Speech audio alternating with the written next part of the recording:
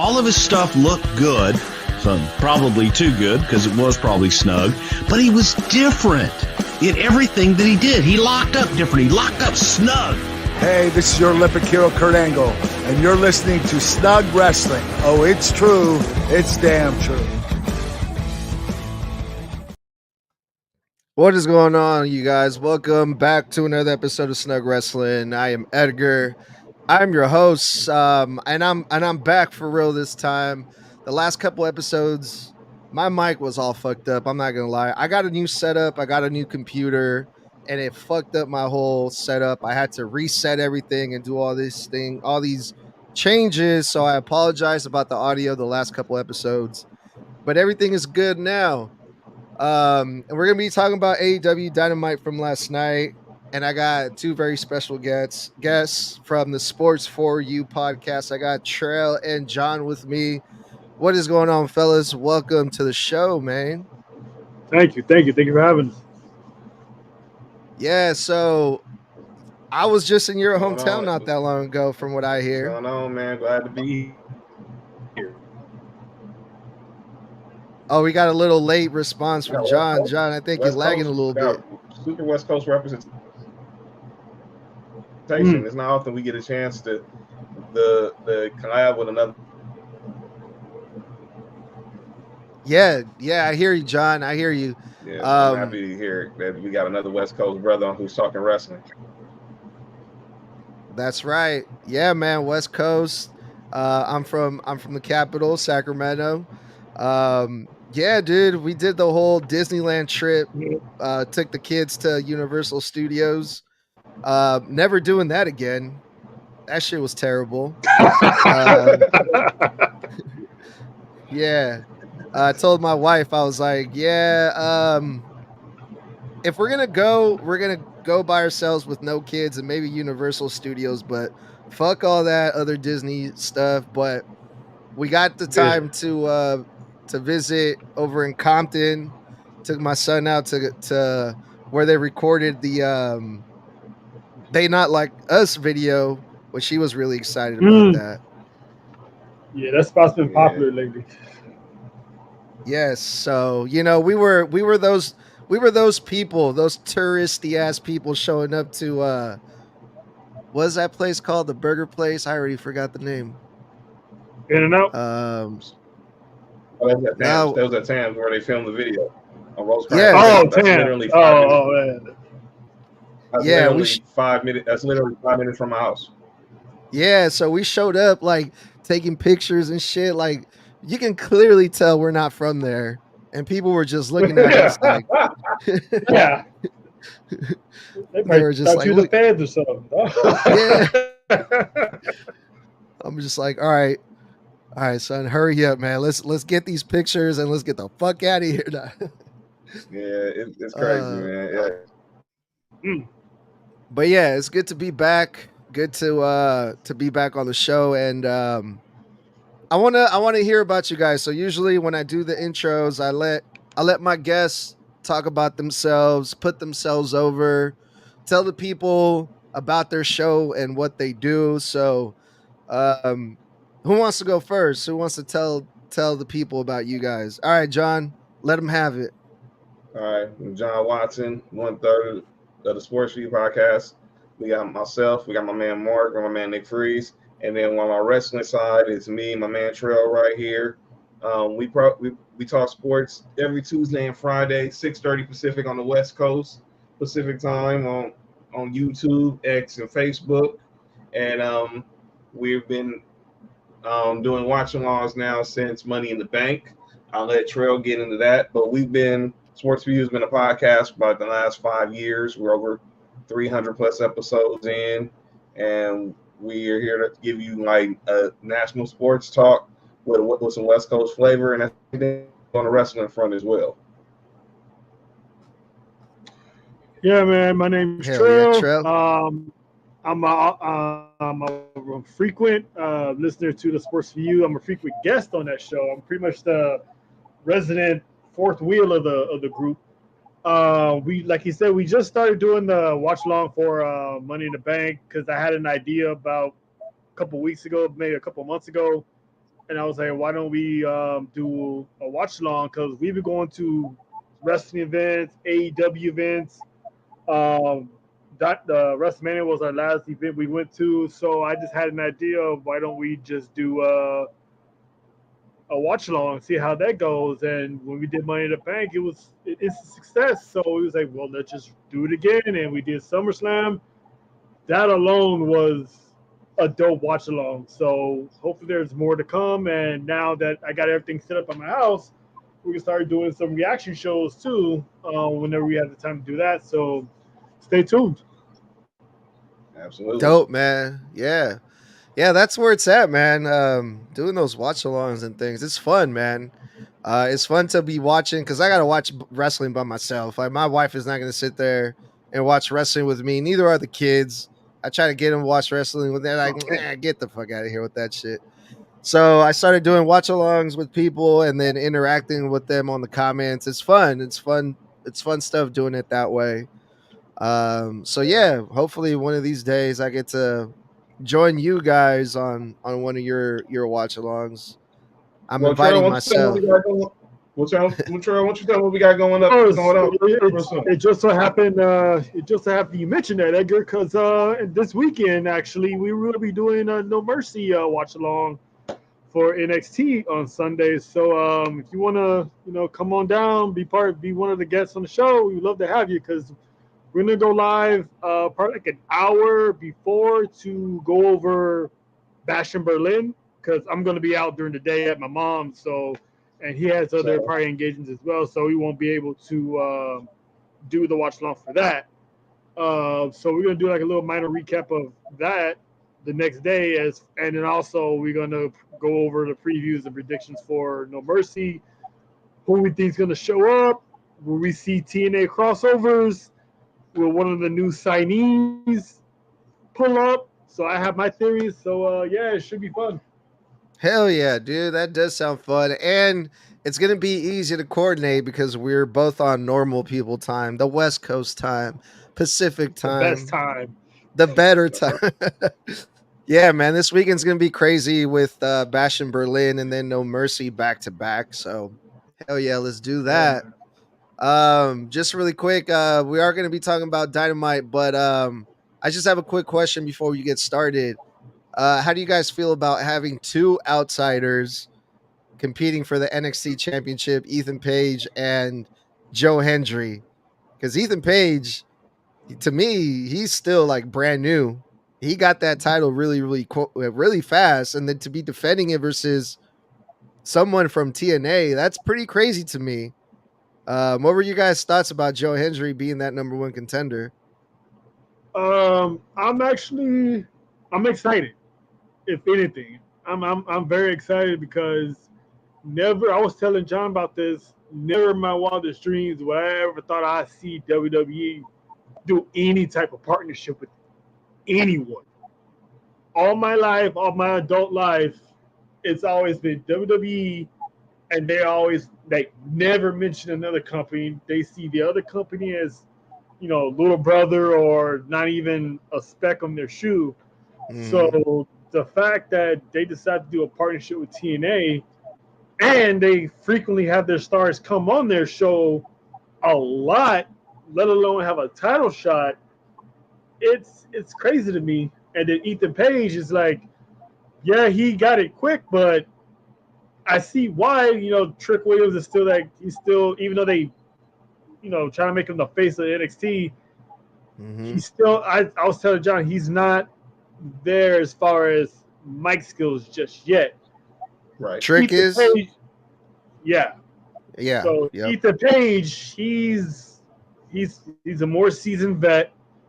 He came from a big promotion in AEW, and I feel like right now he's a better fit. But it's still crazy that he's still literally considered an outsider because he hasn't been in NXT not even 6 months yet, and he's already champion within the first 2 months. So yeah, it's whatever direction they're going, it's awesome. And if they pull a Hail Mary here and agree to have Joe Hendry win this championship. It's gonna be insane. It's literally gonna be insane. Yeah, dude. What about you, John? What do you think about all this? To piggyback on what my partner was saying, man, it was like we was at times we was at times watching the Royal Rumble when Jordan Grace pulled up in the Royal Rumble, and obviously this is different because you think about it in the Triple H era to the Vince era. We saw Mickie James make her return as a Knockouts champion, even though it was publicized, so it didn't have that same pizzazz, that same it hit like it would have been, and like Terrell always said, we knew what was going on at the time. When he was the first person who noticed it, because he heard the siren, and I'm eating, drinking my food, and I'm like, wait a minute, that sounds familiar, and I see her walk out, I'm like, no effing way, and so, and then and she had a good showing in the Rumble, and then you just were watching NXT normally, and he's texting me, was like, the door is open, and I'm like, no, what, nah. So I go back and watch because Tuesdays, that's what we're doing. So I had to go back and watch after the show. And when I hear the siren go off again, and I'm like, there's no way she's coming to face Roxanne Perez. And they put on a banger match. And then they had that battle royal. And Joe Hendry was there, and they got rid of him early. But we knew there was something more to it. That interaction he had with Shawn Michaels backstage. And Shawn Michaels like, I believe. And I'm like, okay. And he teams up with Trick Williams. And now look at where he's at. And look, I think I know what's going to happen Sunday, but like Trell said, if what the total opposite of that happens, it's going to be insane because, like you said, Ethan Page, he's still new to the WWE and NXT because he's just leaving AEW, and Joe Hendry is an outsider. But man, if you can get a guy, the most over superstar right now in professional wrestling, as your champion, while still on another brand. This is a big weekend for Joe. Because remember, TNA Emergence is tomorrow. Then you got Bash Merlin, and now you got No Mercy. So a lot of wrestling going on in these next 3 days. But if Joe Hendry can walk out of Denver, Colorado, the NXT champion, that would just blow the roof off of the Mile High City. Man, I'm excited for No Mercy, man. I just wanted to know because. Go ahead, Trev. My bad. Oh, my bad. I was saying, keep in mind that this is WWE's legal way of poaching these stars without actually, stealing them. So I would not be surprised if he wins, because now they get a chance of, okay, let's see what he looks like as a champion on our brand. So whenever that contract's up, or if he wants out, and hey, we can buy you out. That they already have the experience of being down there in Florida. Man, who knows, man? Who knows? But I just want to throw that out there really quick because I'm like, man, this is going to be so interesting. But we're going to have to wait and see. And then when we get there, we'll get there. But what I really want to talk about was Dynamite. Were you guys able to catch what happened last night on Wednesday night over in AEW? Yes. All of it. All of it? Okay. So I just want to talk about like the main important things that happened on Dynamite really quick. The first thing, the most important thing to me that really stood out the most was Ricochet. Ricochet made his debut at All In, but he made his AEW debut on Dynamite in singles competition last night versus Kyle Fletcher. Now, before the match, Will Ospreay had a very interesting video package where he said that he wants to do the things that he hasn't been able to do.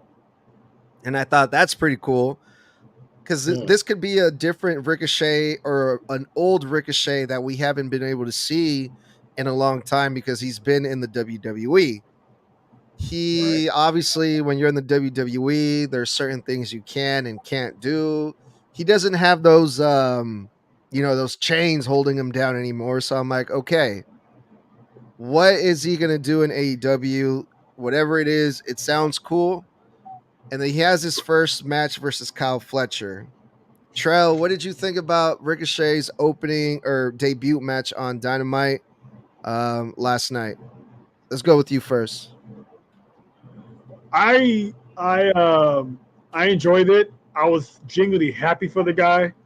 I understood where he was coming from because, like you said, when you're in WWE, it's heavily entertainment and wrestling, so there's a lot of things they don't want you to do. You might get injured more, stuff like that. So the fact he went there and put on, I thought was a banger against Kyle Fletcher.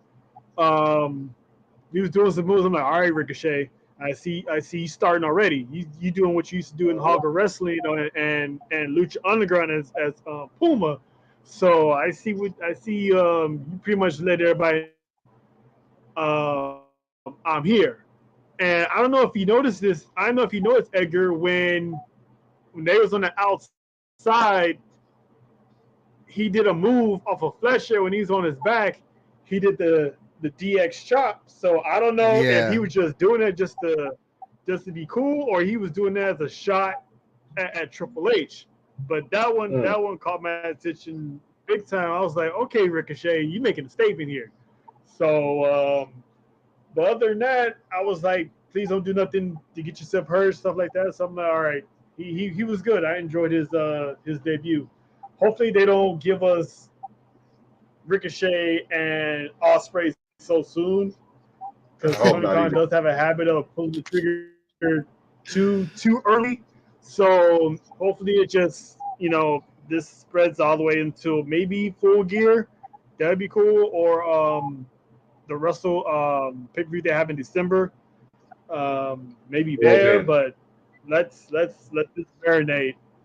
Let's let this marinate, because those two, I seen what they did in Japan. If we get that in the United States, oh man, 5 stars in the horizon. I was happy for Ricochet. Obviously, I was a fan of him when he was in WWE, and was a fan of him in his NXT days. Hate to see him leave, but I get it. Business is business, and I think he's on thrive at AEW. I know a lot of people I saw some people on social media saying, well, he stood out in WWE because he was like he's called him the one and only. He was like the one and only dude who can do moves of his caliber. But now you go over to AEW, there's more of those high flyers, acrobatic, very gifted wrestlers over there. But I can't wait, and I'm with Trail. Please do not give us Ricochet versus Ospreay. I haven't seen the matches like he has on that part, but I'm just anticipating, because I'm a huge Will Ospreay fan, of what kind of magic they're going to do on this type of stage, and it was good. And then now you also go in the element of Pac also in this situation, because obviously their history. I think he's going to have a good run. I think he'll eventually be a champion, and he's going to be a workhorse like he was when he was Intercontinental Champion.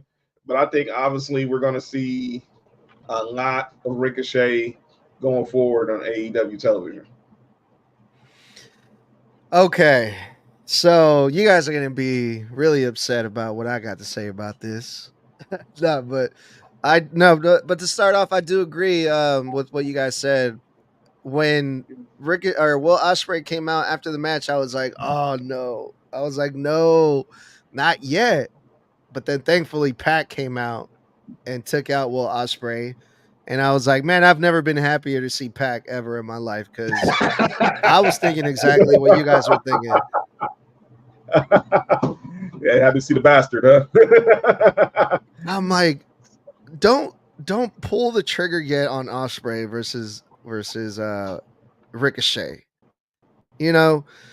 That was the first thing. The other thing was, like, I made a post earlier on my social media, and I'm gonna read it because a lot of people were not too happy about what I said. So I said, what were your guys' thoughts about Ricochet versus Kyle Fletcher? I'll go first. And I wrote, AEW did a disservice to Ricochet after letting him go more than 5 minutes versus Fletcher. Ricochet needed a convincing, dominant win in his debut match. Instead, he got his ass handed to him for the most part of the match and barely won versus a mid-carder. This tells me that Ricochet will not be a top guy in AEW. So that's what I thought about this match, because I mean, not only that, Ricochet did a whole bunch of moves on Kyle Fletcher. It's barely his first match. Like, do you really want to pull all the stops out on your debut match?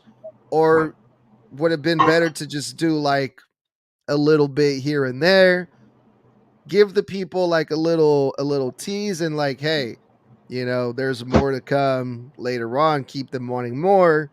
Or you can just go out there and just have like a pay-per-view 5-star match versus Kyle Fletcher on your first day. That's what I thought about this match. I was kind of disappointed in it, but what say you guys? What, after hearing what I had to say, what do you guys think about this post that I did? I see what you're saying. I honestly, at the moment, I didn't think of it that he shouldn't have came out and put all the stops so soon. Usually when you're debuting every week, you pull out a different arsenal, and then they leave the people wanting more and more and more. So I didn't think of it when I was watching it that it could have been somebody else. If, like you were saying, if they was gonna have him do like a 5-minute match, they could have picked somebody else. They got so many people in that locker room they don't use. They could have used like Griff Garrison. They could have used Johnny Hungy, John Silver. They one of those guys from Dark Order. Someone they're not necessarily using. So I get what you're saying on that. To let him showcase his talents. Yeah, get him beat down for like a minute or two, then just hit him with the quick one, pause, and then that's it. So, because even I do remember when they announced that it was the main event, I actually said to myself, "Wait, that's the main event? Like, yeah, I kind of why is that the main event?" So that didn't I heard it, but it didn't register. Like, wait, why is he doing the main event so soon? I was expecting him to at least be like the first or second match on the show. Get him in, get him out. Like, okay, I can't wait to see him next week, or I can't wait to see him on Saturday, or whatever they're gonna have him next, and then be gone. But to have him all the way to the main event, and his entrance wasn't even like another red flag was his entrance wasn't even like what he had at All In. So looking back, it's like that's how you do your main event. You just come out normal, like it's a first match on the card, but yet. So that main event slot could have went to MJF and Dan Garcia before they got to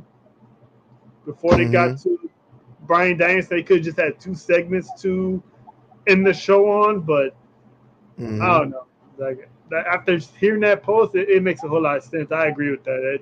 It should have been, you should have dialed it down. But then again, that's AEW. It's always balls to the walls every week, so they don't know how to. There's no pacing on these shows.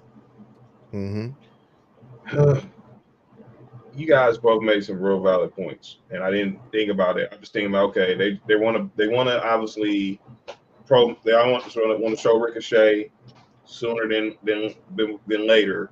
But like you said, like I was kind of with you, Terrell. I was kind of like, why is this the main event when you just promoted this huge 8-man all-star tag where you got the Learning Tree and Roddy Strong versus the Conglomeration and Hook? And obviously that ended kind of clunky. But But then you put Ricochet in the match, and we see that Kyle Fletcher is on the rise right now. He's hot right now. He's been killing. Obviously, he was killing it in Ring of Honor as a TV champ. He obviously just had the little situation with MJF, and he held his own on the mic and in the ring. I said you couldn't, like, they got so many like superstars, like Trail said, in Ring of Honor. They could be that's just sitting there and catering. They could be just dying to be in the ring with Ricochet. They didn't have to put one of their top dogs or expiring top dogs to be out there. And it should have been a quick match. It should have been like a WWE speed match or something. High flying, fast, high octane.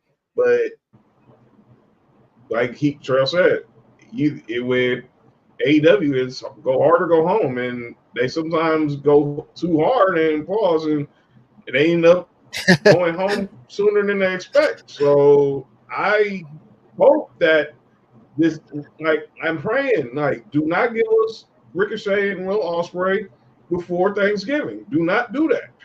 If you're going to do it right full gear. If you're this, like Trell said, World's End, last pay-per-view of the year in Orlando. Do not give us this match within the next 60 days. I don't want to see it. I don't.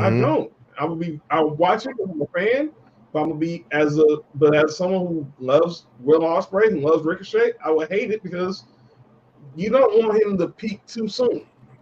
Exactly. Especially if he's going to be like, if he's going to be eventually going to be an international champion, because I don't think Ospreay's going to hold that long. I think we all know he's got bigger aspirations. Or if they drop the Continental belt off Okada, I mean, he's going to be a workhorse. Don't sell the stock so early. A perfect example of that was the match that they did with Jamie Hayter. Jamie Hayter also, she came back. She had her first match on Dynamite in what feels like for fucking ever. She had a quick 5-minute match. Yeah. 15 minutes. 15 months. 15. See, it's been over a year. And what do they do with her? They put her in a nice little 5-6 minute match versus fucking, I don't even, what's her name? Harley Cameron. Okay. She hits her, she hits her finisher, the clothesline, which looked pretty good. Pins her with her finisher. She didn't have to go crazy. Jamie Hayter didn't have to do a flippy Indy 9000 from the top rope to beat her opponent. Went in there, hit her finisher. The right girl won. We know who they're pushing. That's it. That just makes more sense. It makes because we already know that the end result is going to be, Saraya and Jamie Hayter sooner rather than later. So, like I said, they could have had Ricochet, somebody from the Dark Order, one of the guys from Private Party. They ain't doing anything. Could have used one of those guys, and they would have they would have did one of those, and be done within 5 minutes or so, and all right, good for Ricochet. Can't wait to see him next time. Let's see what he goes to do next, and then you could have did the whole Ospreay coming out and then Pat coming out. Yes. So it would have been like, oh, okay, this is where we're going next. But yeah. The other thing too, like the thing that you said about like the DX thing that he did, I don't think Ricochet is the type to like take shots at the WWE. I haven't read or heard anything of Ricochet ending on bad terms with the WWE. No. Yeah. But if it was a shot at Triple H, it's like, what are you trying to like take a shot at? Like, what, that you're in AEW doing, what you've been wanting to do? Like, I don't think Ricochet is in the position to be flexing on anyone right now, Yeah. I don't know. I was just reaching on that one. I wasn't going anywhere with it. I'm pretty sure it's just nowadays, like Rhea Ripley, Kevin Owens, and a whole bunch of other former Triple H kids of NXT, they're always doing the chop anyway. So, like far as I know, it just them just being them. And I'm not even trying to reach it that one. I was just bringing that up just because it caught my attention. So I'm like, all right, he's probably just joking around. And All Out is coming up pretty soon. And to be back to your point, Terrell, about my bad. Go ahead, John. Next Saturday. Finish your thought, John. I would say, All Out next Saturday. But I will say this before you go. To Terrell's point about people using the locker room, that just sitting around doing nothing in the locker room. Just look at that 16 man garbage they put out during the 0 hour. I mean, come on. You don't put. I mean, you just prove that's just like throwing stuff on the wall, hoping it sticks. And like they asked, like John, like they asked Johnny Hungy and Alex Reynolds, because we haven't seen them on TV, and God knows when. It was like, Right.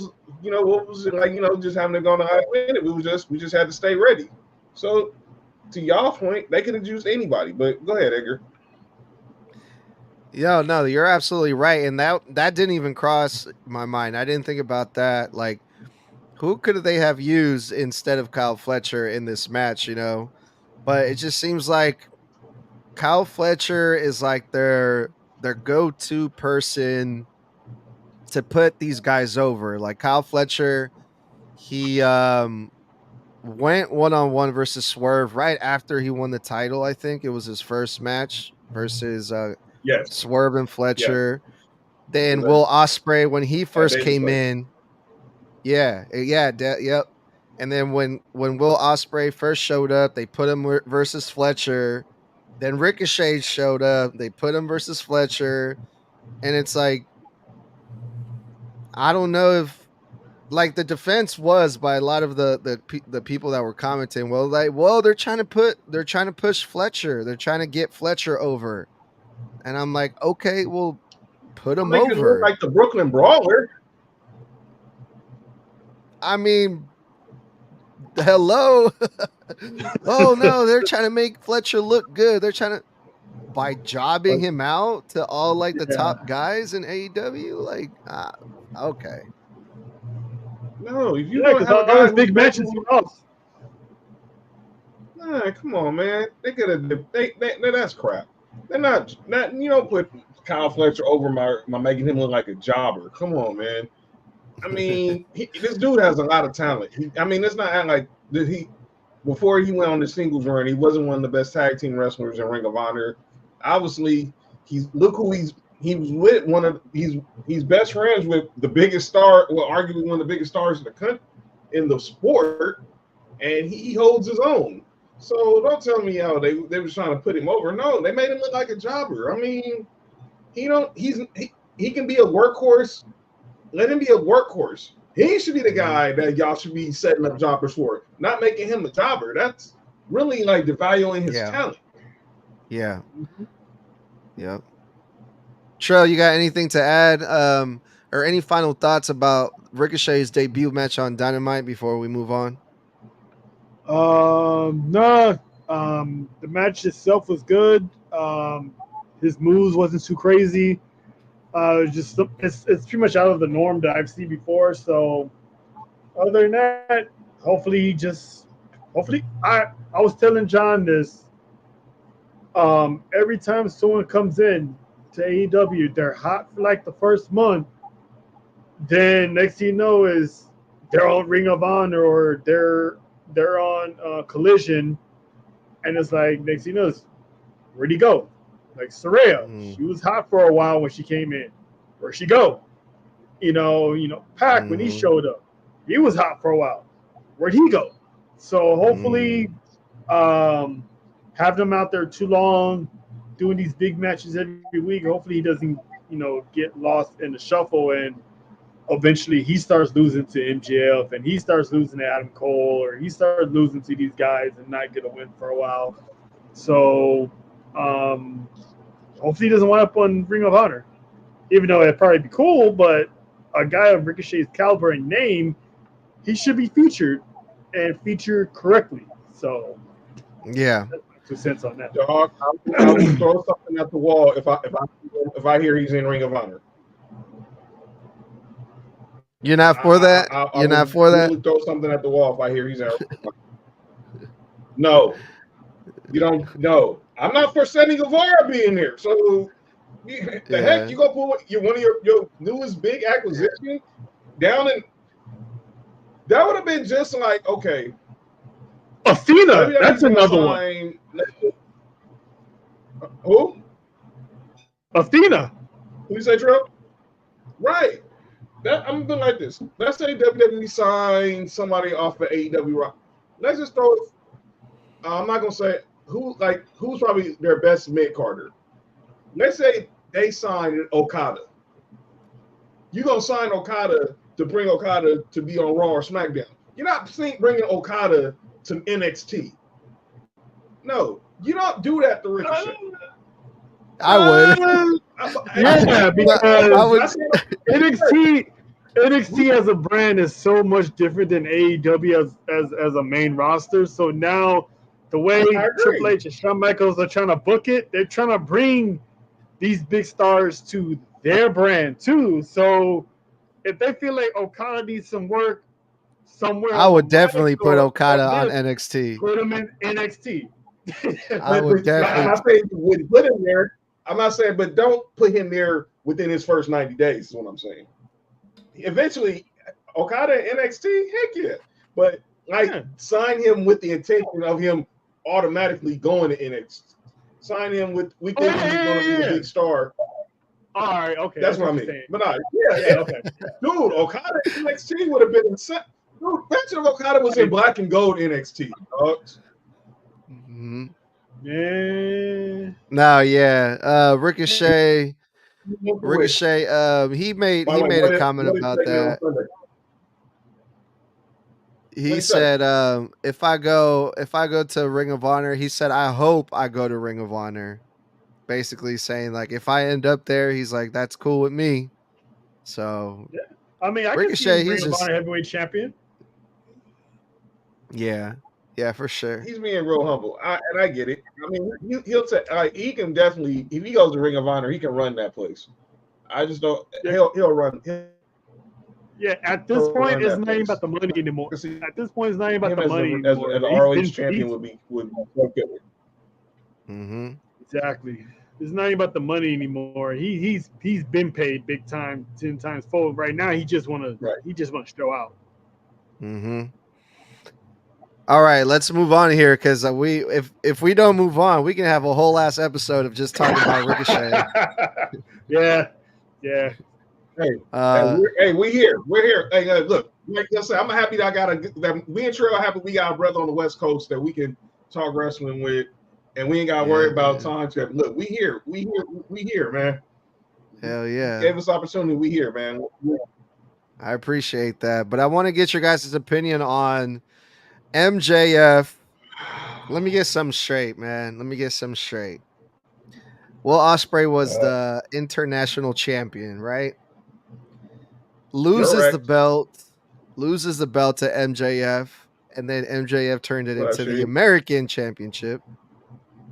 Not even a month later, to lose it again to Will Ospreay, which I'm guessing it's going back to the International Championship.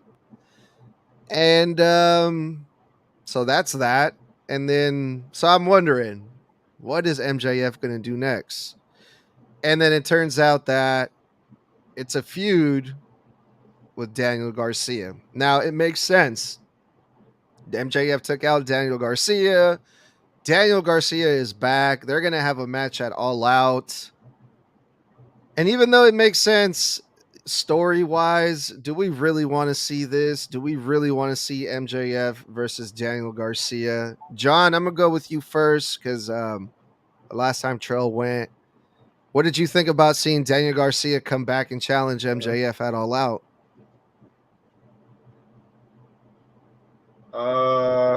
Look, I'm a fan of Daniel Garcia. People been wanting him to see him to get in this big spotlight for a minute. Obviously, he's definitely a good worker.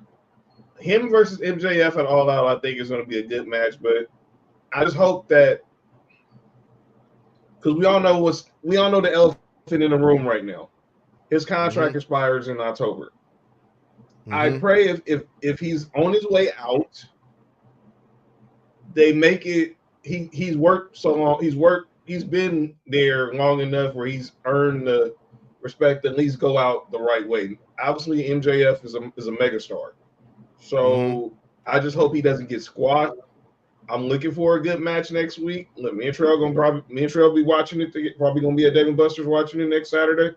But I'm praying that this final, if he isn't renewed, he's not getting pretty much squashed on his way out the door. 1/3 of the No Sports4u crew just got in the comments. The great 99 Gorilla Nick Freeze just coming here with the slander for Bret Hart. Hey Nick, you got to relax.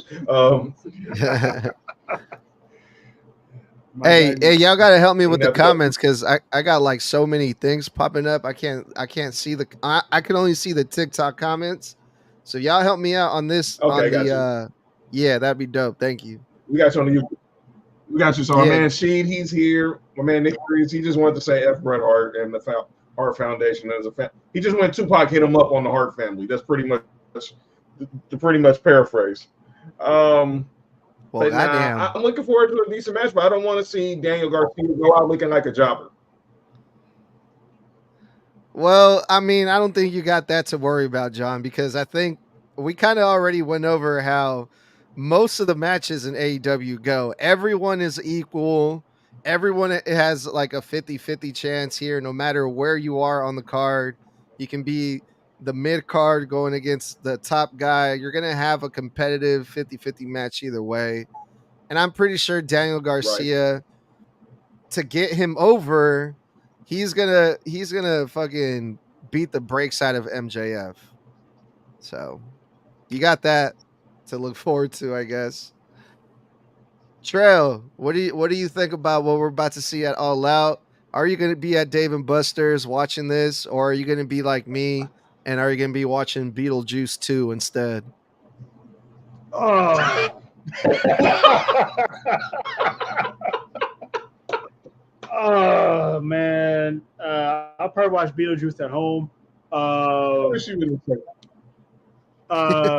more than likely I probably would head over there and watch it. I'm actually a little surprised about the match, as far as I was assuming that MJF was gonna beat Will Ospreay at All In and defend the title against Daniel Garcia.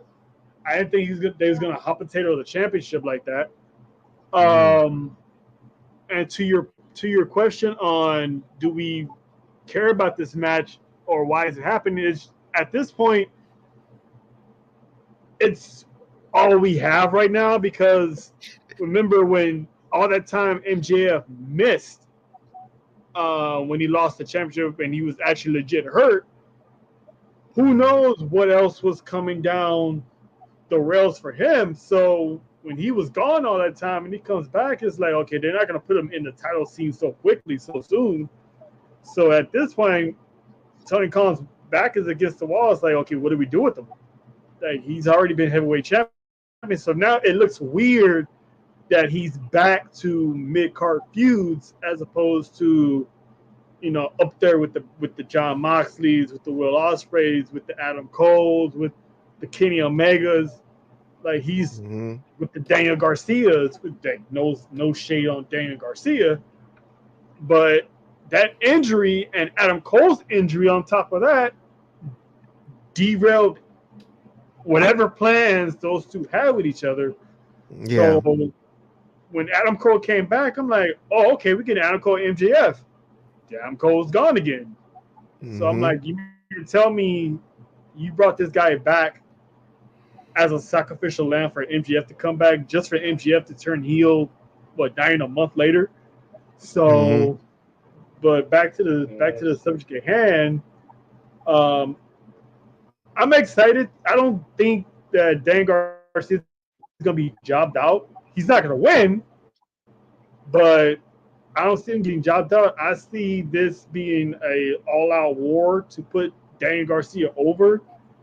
And eventually, when this contract does come up, if he is on the way out, as long as he's looking out, he can take a beating like Ricochet took a beating leaving WWE. If he takes an ass whooping on the way out, at least have him go out on his sword. So I'm looking forward to it. I'm not a big fan of having All Out a week after All In because there's no build. So it's like, that one's over. All right, automatically jump to the next one. Let's put these guys together, do this, and this.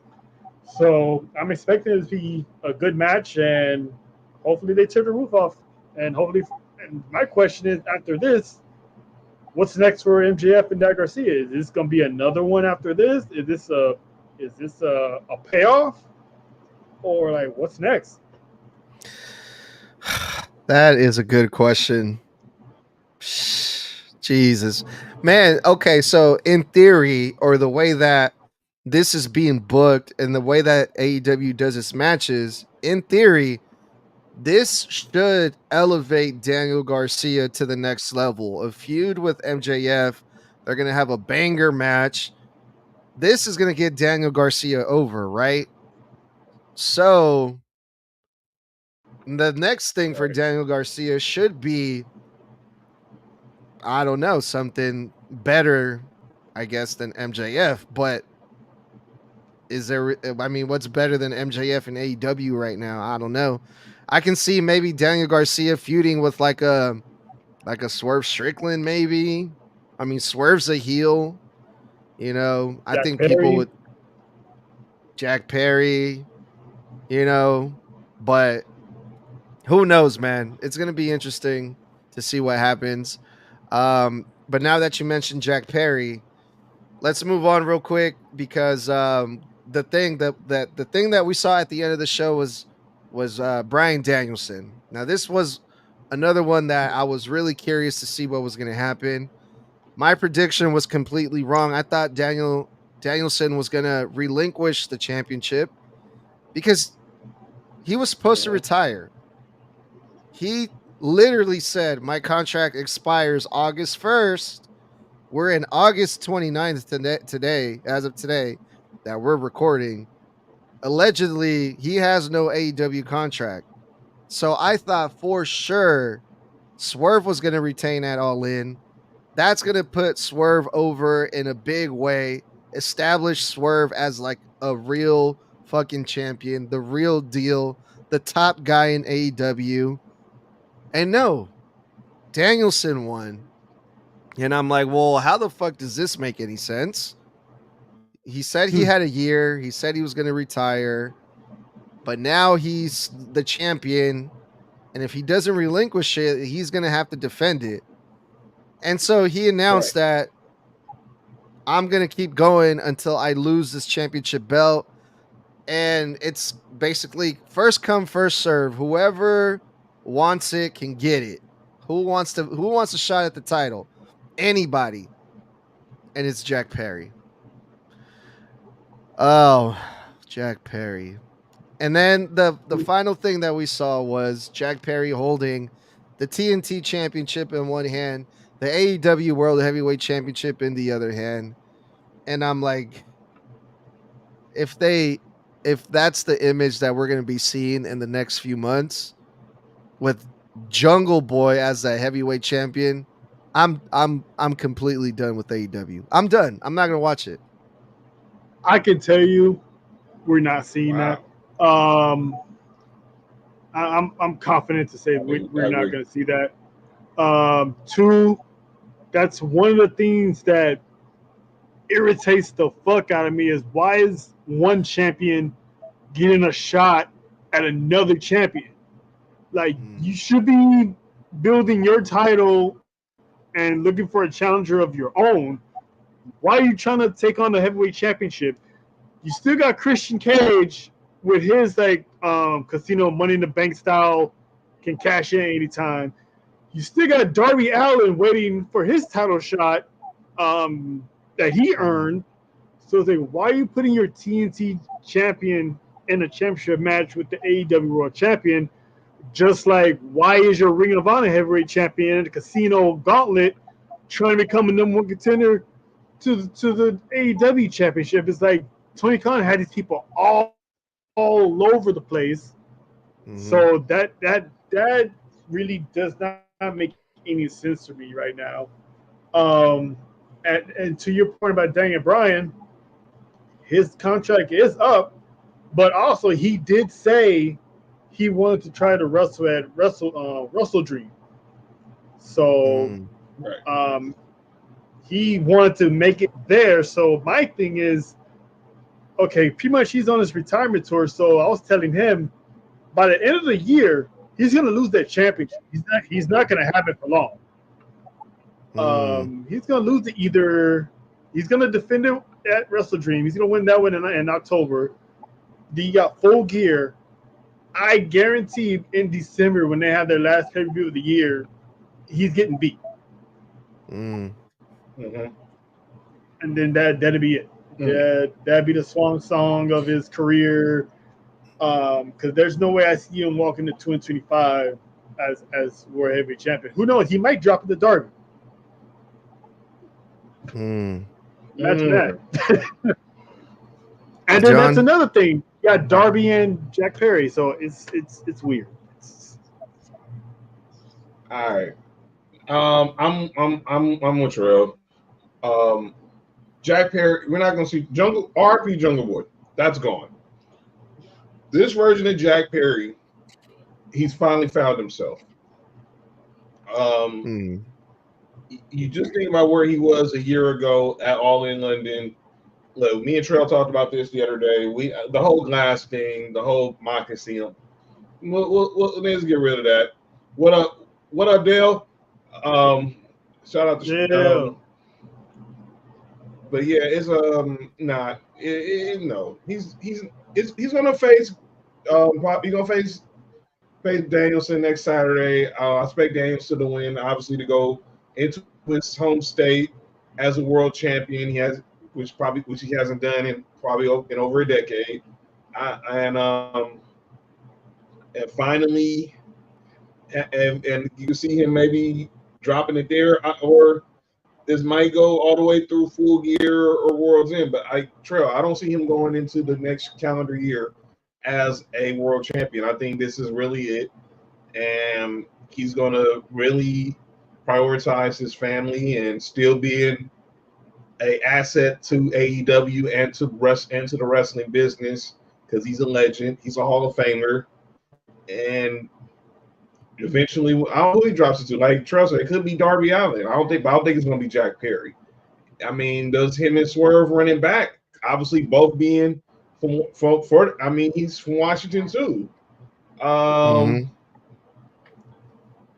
That could Swerve running back. I mean, but I see Hangman Adam Page is going to have something to say about that though.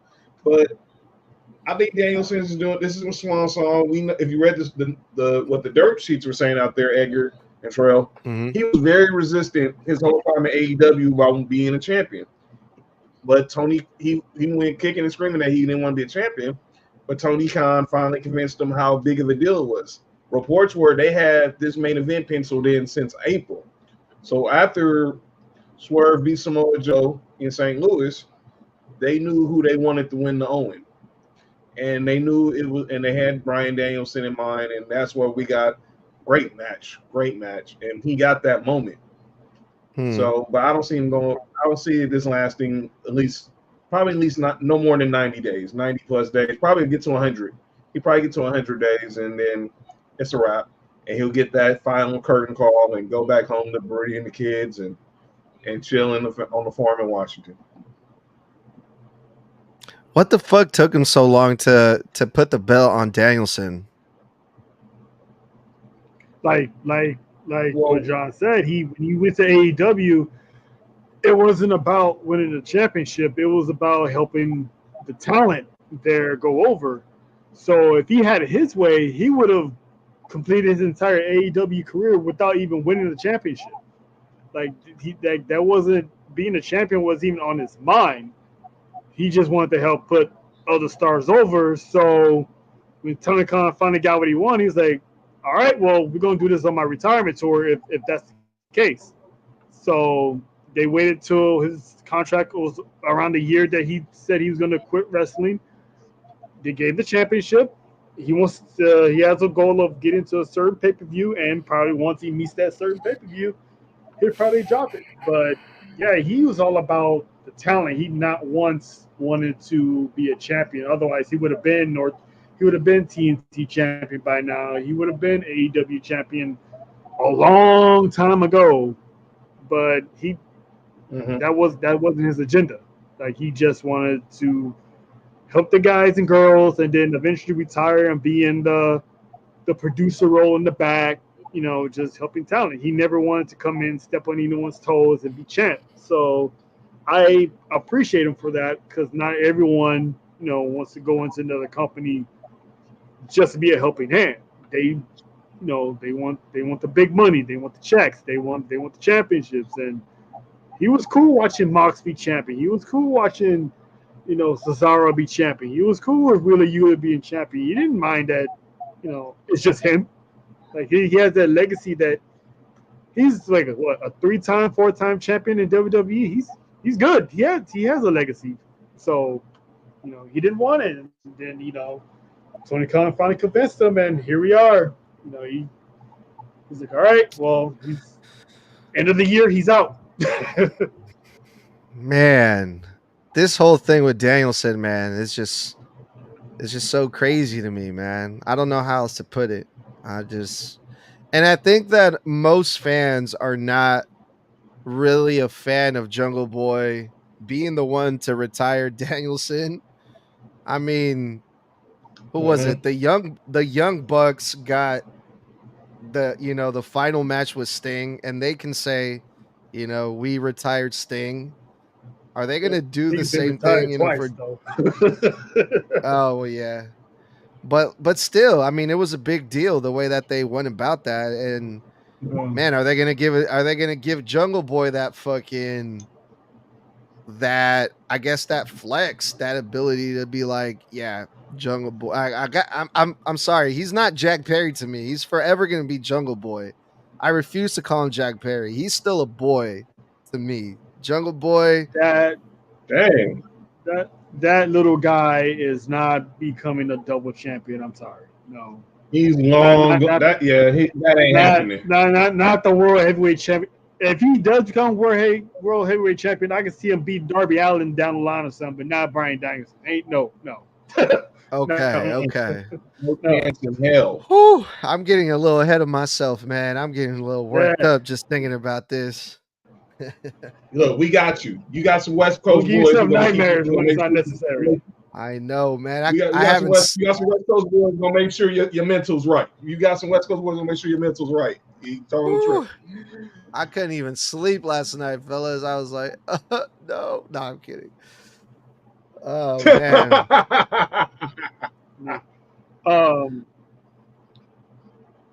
Before you go to the topic you want to talk about, Dale brought up a point earlier that I want to get into.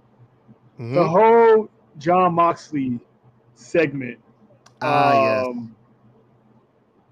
Was that a warning shot saying that Shane McMahon is on his way and he's taking over?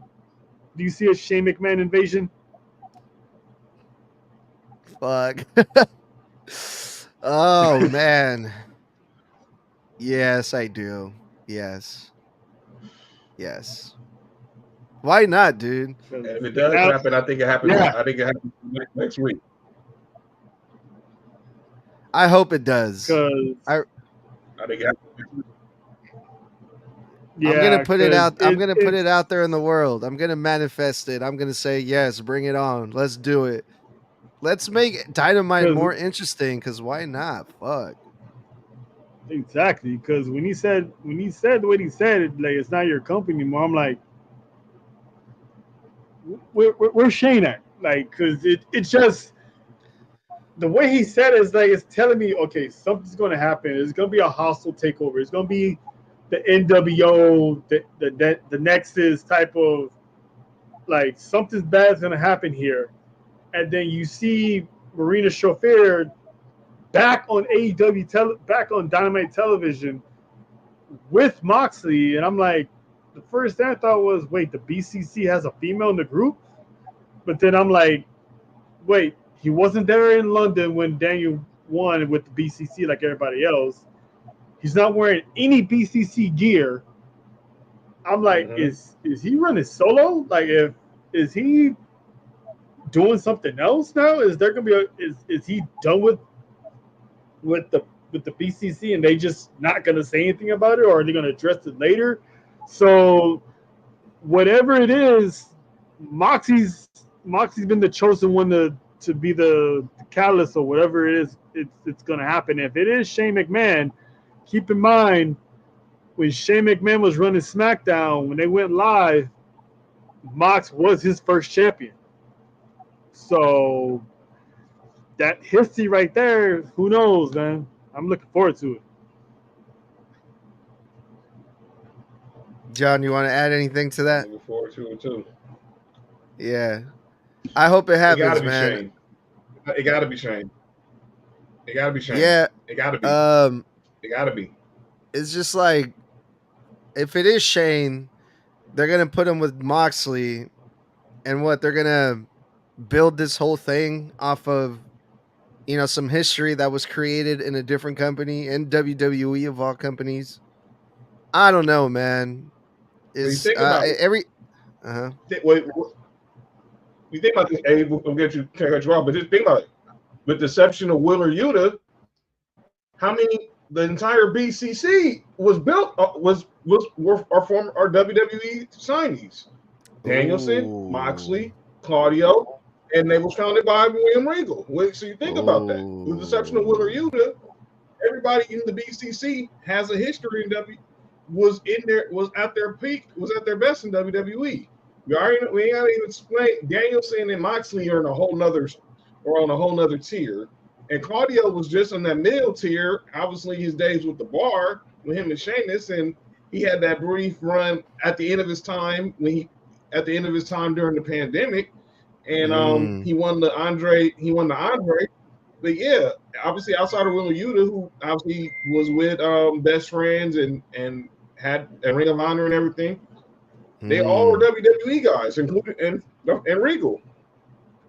That's an excellent point. But man, do you guys really think they would do some shit like that? Like, we're gonna do a WWE invasion in AEW? Like, what? Come on now, for real? Is that what we're doing now? If Shane McMahon is officially signed with AEW, he's gonna show Tony Khan how it's gonna go. As far as he's gonna be that extra creative. Gloves are off if Shane is signed. Keep going, bro. Yeah, so if they're gonna do, which the only thing I'm wondering is if Shane does come in as this separate entity, what does this do with the Elite? Like, are they gonna partner with the Elite?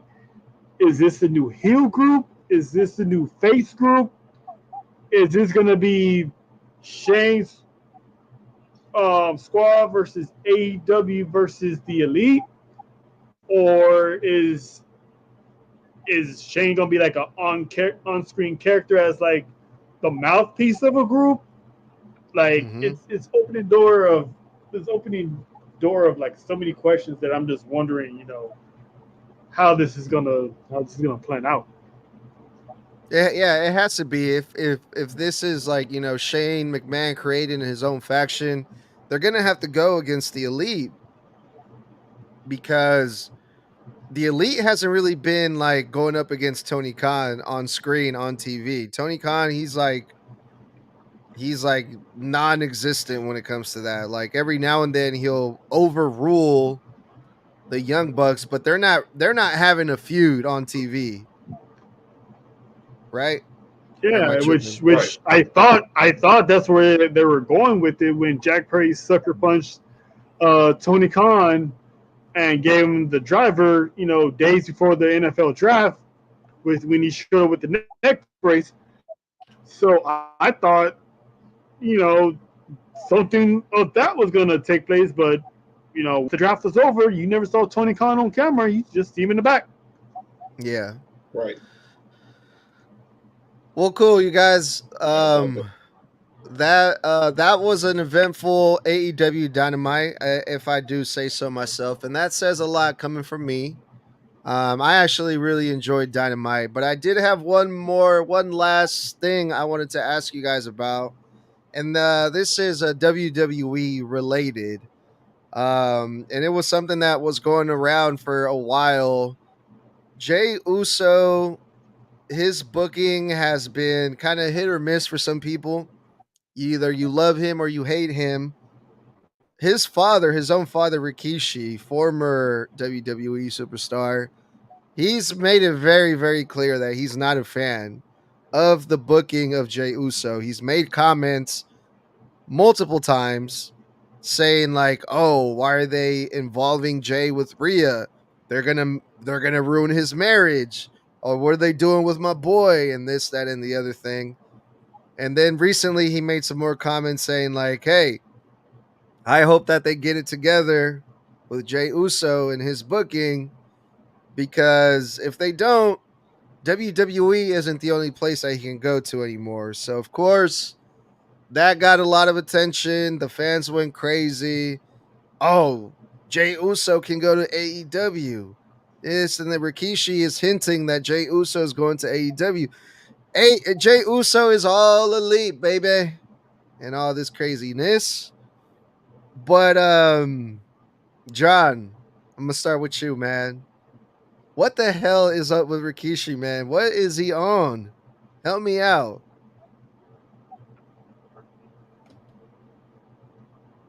I'm gonna let the honorary member of the bloodline go first. Who that? Trell? Trell, is that you, Trell? Yeah. Hey, man,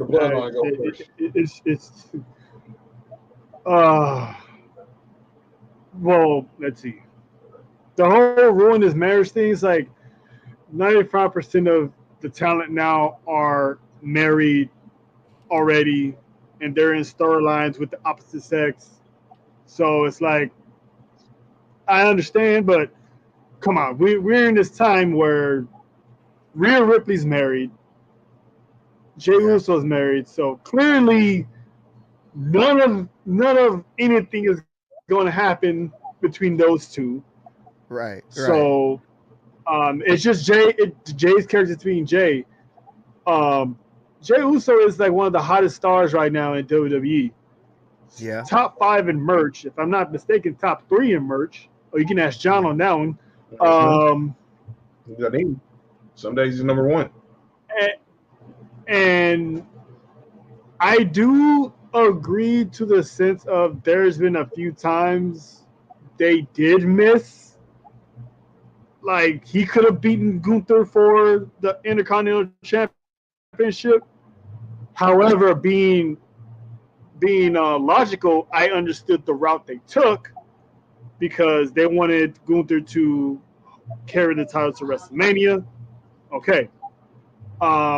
Clearly, eventually, Roman Reigns is going to get the band back together. So I thought that Jey Uso was going to win Money in the Bank, hold on to the briefcase for a long time while he's handling bloodline business, and then cash it in maybe in 2025. I thought that was going to happen. I think they missed it on that one, but I get why they did the McIntyre thing to carry over with the CM Punk feud. So it was one of those, I would have been cool either way.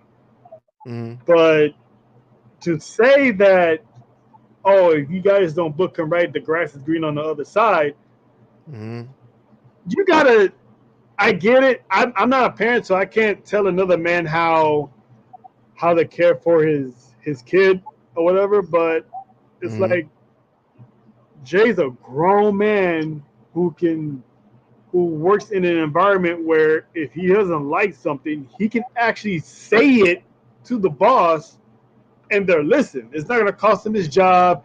He's not going to get punished. He's not going to get buried for, wanting something.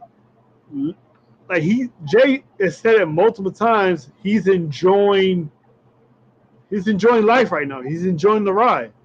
So and I've seen this all the time in sports where their significant other or their parents or their siblings hopping on Twitter and airing out grievances. It's like making the star player, or in this case, Jey Uso, they're looking at him like, hey, what's up with your pops? Like, so is this true? Are you going to go to AEW? So he's doing more damage to his future by tweeting all this stuff. And it's like, dude, just be a fan like us and just watch. Put the dad hat down and put the fan hat on and just, the man is working the best matches he puts on. He's not getting jobbered. When he's not wrestling, he's featured in the back in promos and segments and stuff. So, and the matches that he's in, he usually wins. So it's like because eventually Roman Reigns is gonna get the bloodline back together. So I was hoping he will, win a championship or something before that happens. But eventually that's gonna happen at the end of the year or whenever it's gonna happen. So, but the sky's the limit for Jey Uso. Don't sit there and say he's gonna go somewhere else. Don't threaten people like that, because they could be like, "Oh, really? Oh, okay." Because if this was Vince and Rikishi was doing that on Vince's watch, oh yeah, Jey Uso be probably getting jobbered out every week, just for his pop's actions. So just be easy, man. Just be easy. Yeah. So Rikishi, he definitely seems like he has that dad hat on a little bit way too tight. Just based off like the comments that he was making, he did a whole ass interview with Fightful, and I'm gonna just read some of the comments here just to give the people an idea of what the stuff he's been saying. So he went and said, "Why wasn't my son handled with Money in the Bank? Where is the guy who won Money in the Bank? What is he doing now? What business sense does that make for a company that let the most exciting guy, a guy that is not a liability, a guy that shows up and shows out, a guy that does his job? What does it hurt the company to even give this kid a shot? Once Money in the Bank thing didn't go through, I thought, let's see what they do now. Maybe they'll give him a shot. Maybe they'll set him up for an Intercontinental belt. I think he deserves a shot to the World Championship." So, yeah, Rikishi's letting Papa H have it with those comments. Yeah, he had his title shot against Damian Priest, which was a banger. But you're not going to have him challenge Braun Breaker right now and have him lose. That doesn't make any sense. I can drop a perfect comparison, because the same way Rikishi and some people complain about Jey Uso, me and John had that same complaint about LA Knight. Man didn't win the Royal Rumble. He didn't win Money in the Bank. He didn't win King of the Ring. We're like, what the hell are they doing with this guy? And what happened? He winds up winning the United States Championship. So give it time. Eventually Jey Uso will get his flowers, will get his kudos, will get his championship. So it's pretty much the same thing happened with LA Knight. We all wanted it then and there. We didn't get it. We started complaining. We started saying LA Knight was, being wasted. And he wasn't. Like, that match with Roman Reigns, it didn't slow him down one bit. Eventually, we knew he's going to be a champion. We just didn't know when, but we know what's going to happen. And it's the same thing with Jey Uso. He might not win the championship this year. It might be next year he wins the Intercontinental Championship. We don't know. He could be the one to beat Braun Breaker later on. Maybe Braun Breaker goes on this long-ass run as IC champ, and then, he faces Jey Uso and he gets the title. So just be patient. The man is not going to go to All Elite. Stop it, Rikishi. Stop giving these fans false hope. Yeah. The man is not, if he goes there, he's definitely not going anywhere. Like, he's at home. He's enjoying. He said it in the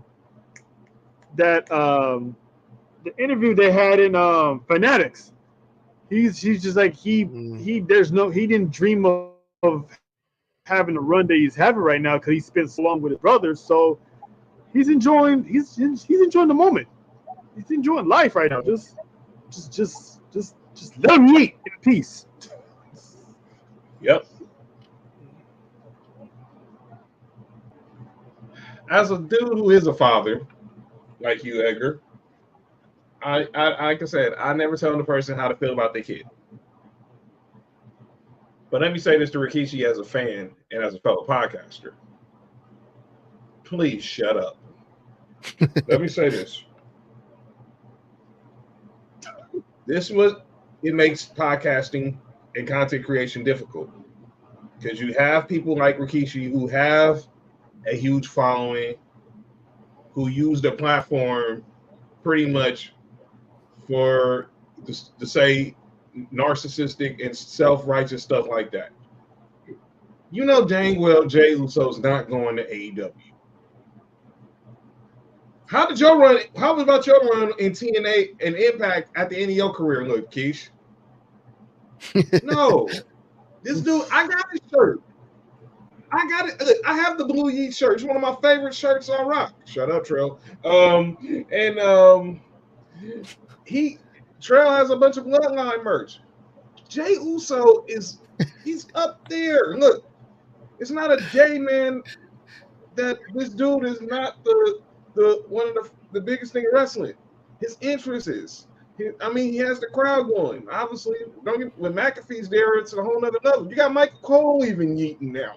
Come on. Not everyone has to have a title just to feel vindicated that they're over. Jey Uso's prime example of that. He's arguably he was in the greatest tag team in WWE history. Longest reigning tag team champion in WWE history. He don't need a belt to be put over. We're seeing it. We saw it the night when he came back. He took those 2 months off.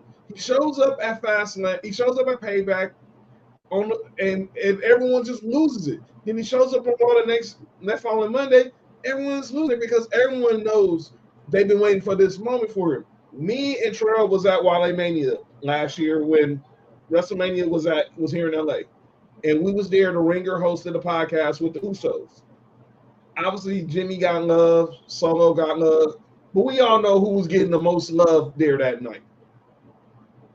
Everyone was there for Jey. Everyone was there for Jey. So what Rikishi's saying that, he's not being booked the right way. Look, like Trail gave out examples. We're huge fans of LA Knight. We hated the fact he wasn't at WrestleMania last year at SoFi. We hated the fact he didn't win Money in the Bank in London, but he won the Battle Royal the next month at SummerSlam. We hated this year that he didn't win Money in the Bank in Toronto. But what happened the next month? He got his first title. We're gonna see tomorrow night him doing an open challenge. I can't wait. He's killing it. You don't have to have a title to solidify his greatness. Jey Uso's greatness is already grandfathered in. But once he gets that singles title, it's just gonna go to a whole nother level. He's gonna be on Godfather status after that. So Keish got to calm down and just be patient. His son will get his moment, and like Charles said, it's probably gonna be after this Bloodline Civil War happens, and then he'll eventually be Intercontinental Champion, unless you trade him back to SmackDown. He becomes United States Champion, but I think he's gonna be an Intercontinental Champion. He's gonna be a damn good one too. No, definitely. I mean, whatever they're doing with Jey Uso, it's working. People love Jey Uso. They still love the entrance. He's selling merch like crazy. I mean, he's making money. So I don't understand all the hate by Rikishi either. He's bound to get some type of championship eventually. I think it's just a matter of time. But yeah, Rikishi, I think Jey Uso even said some shit to Rikishi, like, hey, Pops, chill, man. Just enjoy the show. Let me work. Watch what happens. And then go do your little rap thing that you do. Go write some rhymes, or he said something like that to Rikishi. Go do your hobby. But yeah. Go find a hobby, Keish. Nah. Well, that's cool, fellas. Yeah, man. Thank you guys so much for coming on to the show, man. I had a blast like always, and don't be strangers. Y'all got to come back.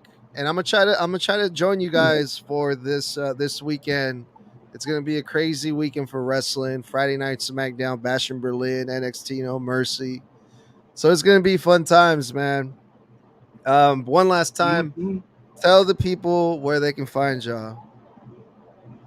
All right, thank y'all again. Thank you to Edgar And shout out to everybody in NoCal. You know what I'm saying? Wrestling Twitter, wrestling community, stand up. I'm John Watson again, 1/3 of the Sports4u Podcast. We're on YouTube. Search Sports4u Podcast. That's sports, the number 4, and the letter U. We're also subscribe, like, share, and we're on Facebook. You can like us on Facebook at Sports4u Podcast. Follow us on X at Sports4u Podcast. Follow us on Instagram at Sports4u Podcast. And we are working on TikTok at Sports4u Podcast. It's coming real soon. You can follow me personally at John Watson 0984 on X and Instagram. We got Sports4u merch. You see, I'm rocking the Sports4u logo T-shirt. We got hoodies as well. You can DM us on X and Instagram at Sports4u Podcast for available sizes, pricing, and shipping information. And get you some merch, man, and just enjoying the movement. And again, thank Edgar for having us here. We're on every Tuesday and Friday on YouTube, X, and Facebook, 6:30-ish Pacific time on the West Coast. And we have our latest watch along this coming Sunday with NXT No Mercy, and that's where I'll hand it off to my brother Trey. Yeah, man. Again, my name is Trey. You can follow me on Instagram and Twitter at money_ice. And like he said, the Sports4u wrestling section of the brand will be having a watch along on Sunday for No Mercy. And also in the months to come on October 5th, the WWE's next pay-per-view after Bash in Berlin will be Bad Blood, which also will be my birthday celebration as well. So if you can't make it out to No Mercy, Bad Blood will be going down. So you can check us on that. We will keep you guys posted on the times we'll be going live for that. And again, man, thanks for reaching out. Thanks for letting me know about the pod. I'm glad I'm here. Thanks for having me. And I would love to do another episode someday. So just, appreciate it. I'll definitely take you guys up on that. Thank you guys for coming on. Thank you for everyone that was listening, watching, liking, sharing, commenting. My name is Edgar. I'm the host of Snug Wrestling, and we will talk soon.